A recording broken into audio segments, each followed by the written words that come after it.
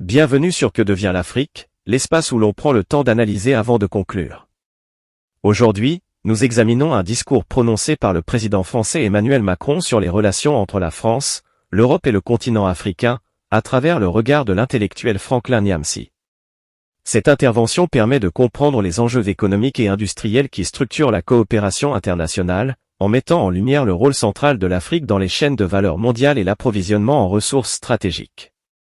Franklin Nyamsi propose une lecture attentive de ce discours, soulignant l'importance de développer localement les capacités industrielles et de transformation des ressources, tout en favorisant des partenariats économiques équilibrés. Cette analyse met l'accent sur les dynamiques de long terme, les trajectoires de développement industriel et les opportunités de coopération constructive.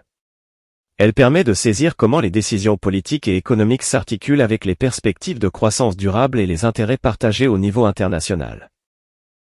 Je voudrais donner la parole à quelqu'un qui va expliquer ce que l'Afrique représente pour l'Europe. Il s'appelle Emmanuel Macron. Il répondait à un journaliste, dans une émission, il y a à peine 2 ou 3 ans. On lui a demandé que représente l'Afrique pour l'Europe, pour la France. Et Emmanuel Macron a donné une réponse que vous ne devez jamais oublier. Notre très lourd passé pour la France et l'Afrique. Comment est-ce que vous le résumeriez, notamment pour les jeunes qui nous regardent? Écoutez, pour les jeunes qui nous regardent, c'est Macron qui parle. Il faut leur dire, votre avenir, il ne se construira pas sans l'Afrique. C'est impossible. Emmanuel Macron, président de la République française, est convaincu que l'avenir de la France est impossible sans l'Afrique. Quelle est la raison? Parce que la France n'a pas de réserve de matières premières stratégiques et naturelles. Comme le disait dans une conférence à l'intérieur de la Côte d'Ivoire, le camarade Awa Donmelo, membre du PPACI, l'Europe, la France en particulier, se retrouve dans la situation de quelqu'un qui possède une marmite, mais qui n'a pas de quoi mettre dedans. Si tu as une marmite et que tu n'as pas la nourriture à mettre dedans, tu vas manger quoi? Du vent. L'Afrique a les matières premières stratégiques. L'Occident possède encore la technologie industrielle. Mais bientôt, les Africains vont posséder la technologie industrielle. Quel intérêt auront-ils donc à faire venir leurs matières premières stratégiques pour qu'elles fassent travailler les usines d'Occident? Mais l'Afrique est en train de s'industrialiser. Elle a compris qu'il faut s'industrialiser dans le cadre des BRICS, de la coopération dans le monde multipolaire. Mais quel intérêt les Africains ont-ils à faire traverser leur or ici pour qu'ils viennent être structurés en France? Quel intérêt les Africains ont à ramasser le pétrole brut en Afrique pour venir le raffiner en France? Quel intérêt? Alors que Dangote peut faire une raffinerie plus puissante que toutes les raffineries de France au Nigeria. Quel intérêt les Africains ont-ils à ramasser leur uranium et à l'amener pour qu'il soit enrichi, préparé en France, alors que les Africains doivent construire des centrales nucléaires pour mettre fin aux problèmes d'énergie? Quel intérêt les Africains ont-ils à ramasser le diamant chez eux, à venir le donner ici pour qu'on le traite à Bruxelles, on le traite à Anvers, on le traite à Amsterdam, alors que les Africains peuvent eux-mêmes tailler le diamant et en faire des métiers locaux. Quel intérêt? À partir du moment où vous avez à la tête de la France une élite politique de droite, de gauche, du centre, de l'extrême droite, l'extrême gauche, qui n'est pas capable de concevoir le développement de la France sans l'exploitation de l'Afrique, ça pose un vrai problème. Comment est-ce qu'ils veulent construire la puissance française du 21e siècle et du 22e siècle en rapport avec l'Afrique, alors que les Africains sont les humains les plus chassés de France, les plus pourchassés de France, ce sont les Africains. Oui, il faut qu'on pose la question. Dans les centres de rétention administrative de sans-papiers, les Africains, c'est plus de 90% des gens. On chasse les Africains, mais on dit que l'avenir de la France est avec l'Afrique. Mais est-ce que M. Macron comprend ce qu'il dit? Comme dirait Omega David, un comédien ivoirien. Est-ce que quand il parle, est-ce qu'il comprend ce que lui-même il dit? Mais ce sont les mêmes qui se tiennent à la télévision, avec Darmanin, avec Retailleau, avec Marine Le Pen, pour dire que le problème de la France, c'est l'immigration. Et le vice-président américain, DJ Vance, vient faire tout un discours devant la classe politique européenne pour leur dire « Vous êtes en danger, vous êtes menacés par l'immigration. » Macron, lui, vient nous dire « La France n'a pas d'avenir sans l'Afrique. » Mais c'est de la schizophrénie politique. Voilà des gens qui savent qu'ils n'ont pas d'or, ils n'ont pas de pétrole, ils n'ont pas de gaz, ils n'ont pas d'uranium, ils n'ont pas de manganèse, ils n'ont pas de coltan, ils n'ont pas de lithium. Ils n'ont pas de cuivre, ils n'ont pas d'aluminium, ils n'ont pas de zinc. Ils n'ont pas de diamants sous leur sous-sol, ils n'ont rien sous leur sous-sol. Et qui traitent les Africains comme des moins que rien. Il y a un paradoxe. Ceux qui ont tout, vous les traitez comme des moins que rien, et vous voulez avoir tout. Comment peut-on avoir tout en traitant ceux qui ont tout comme des moins que rien? Astaghfirullah. Hey! Balok Pékin. Je n'ai jamais vu une telle ânerie en politique.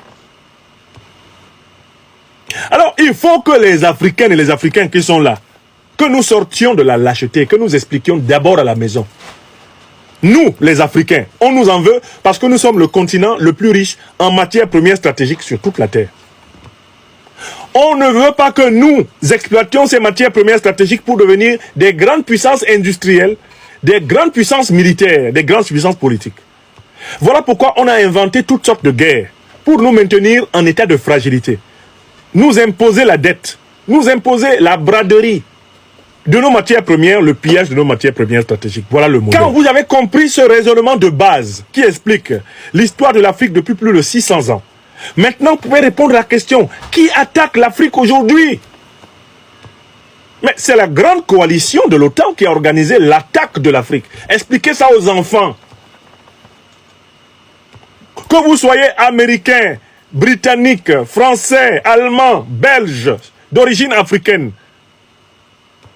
autrichien, je ne sais quoi, italien d'origine africaine, arrêtez la lâcheté. Faites asseoir les enfants, dites-leur. Le continent dont nous venons est menacé parce qu'en fait, nous sommes les hommes et les femmes les plus riches du monde en ressources naturelles. L'analyse proposée s'inscrit dans une réflexion de long terme sur les relations entre la France, l'Europe et le continent africain, à partir de propos publics tenus par le président français Emmanuel Macron et relus par l'intellectuel Franklin Nyamsi. Elle ne s'attache ni aux personnes ni aux polémiques, mais à la portée structurelle de ces déclarations et à ce qu'elles révèlent des interdépendances économiques, industrielles et stratégiques contemporaines.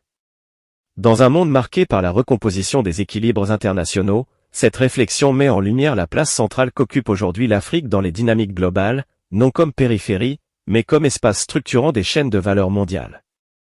Lorsque le chef de l'État français affirme que l'avenir de la France ne peut se concevoir sans l'Afrique, il formule une idée qui dépasse le cadre d'un discours circonstanciel. Cette affirmation renvoie à une réalité économique objectivable, l'économie européenne repose en grande partie sur des ressources dont le continent africain dispose en abondance. Ces ressources, essentielles aux secteurs industriels, énergétiques et technologiques, participent directement à la compétitivité des économies avancées. Franklin Nyamsi souligne que cette reconnaissance explicite, exprimée au plus haut niveau politique, invite à une réflexion approfondie sur la cohérence globale des politiques menées à l'égard de l'Afrique, notamment en matière d'industrialisation, de partenariats économiques et de circulation des compétences.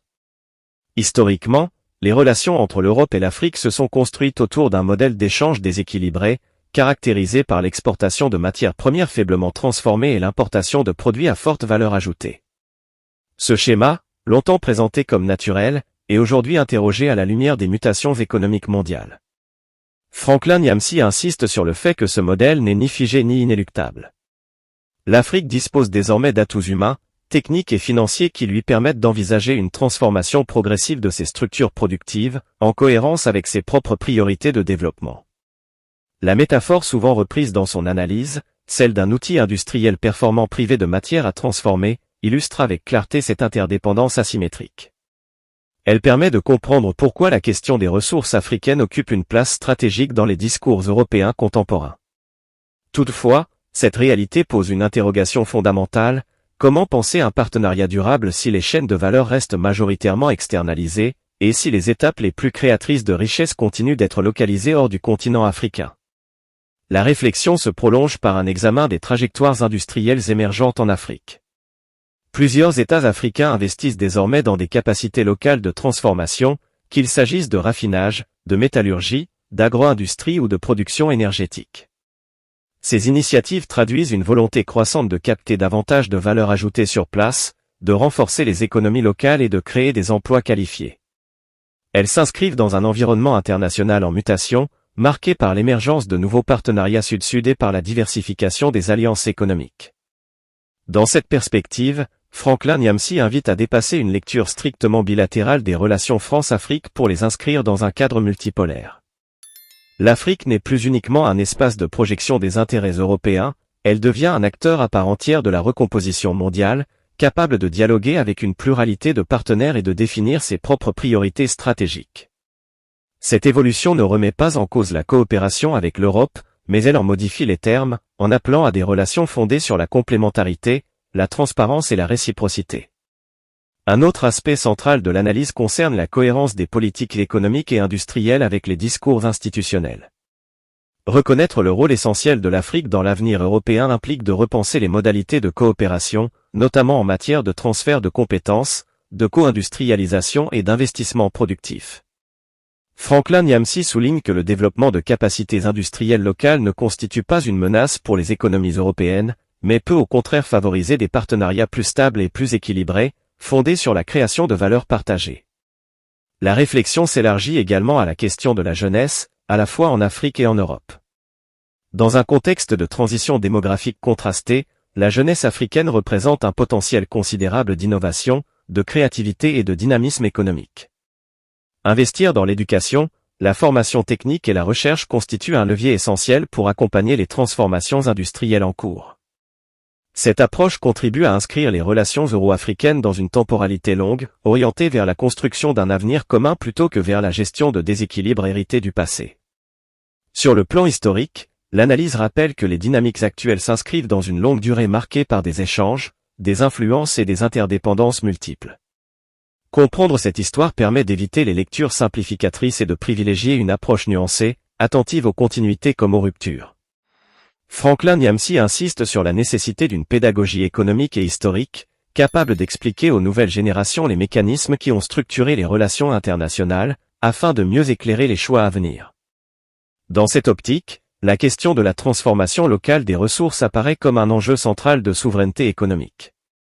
Développer des capacités industrielles endogènes permet non seulement de renforcer la résilience des économies africaines, mais aussi de stabiliser les partenariats internationaux en réduisant les asymétries structurelles. Cette démarche s'inscrit dans une logique de développement durable, attentive à la valorisation des ressources humaines et naturelles sur le long terme. L'analyse proposée ne cherche pas à opposer les continents ni à alimenter des récits de confrontation. Elle met en avant l'idée que l'interdépendance, lorsqu'elle est reconnue et organisée de manière équilibrée, peut devenir un moteur de prospérité partagée. Les propos de Franklin Nyamsi invitent ainsi à repenser les cadres de coopération existants, à les adapter aux réalités contemporaines et à les inscrire dans une vision prospective. En conclusion, cette réflexion ouvre une perspective d'avenir fondée sur la responsabilité collective et la lucidité économique. L'Afrique, forte de ses ressources, de sa jeunesse et de ses dynamiques entrepreneuriales, dispose des leviers nécessaires pour jouer un rôle accru dans l'économie mondiale. L'Europe, consciente de cette réalité, a intérêt à accompagner cette évolution dans un esprit de partenariat renouvelé. Comme le dit un proverbe africain, seul, on va plus vite, ensemble, on va plus loin. Cette sagesse invite à envisager l'avenir non comme une compétition, mais comme une construction commune, patiente et éclairée.